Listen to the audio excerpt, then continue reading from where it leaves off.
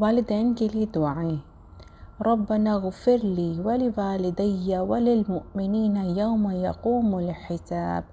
اے ہمارے رب مجھے بخش دے اور میرے ماں باپ اور ایمان والوں کو جس دن حساب قائم ہوگا، آمین۔ رب ارحمہما کما ربیانی صغیرا۔ اے میرے رب ان دونوں پر رحم کر جیسے انہوں نے بچپن میں مجھے پالا، آمین۔ اللہم اجعلنی من المقربین واجعل امی من الحور العین۔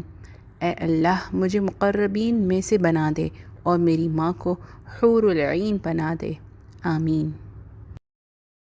رب اغفر لی ولوالدی ولمن دخل بیتی مؤمنا وللمؤمنین والمؤمنات ولا تزد ظالمین الا تبارا۔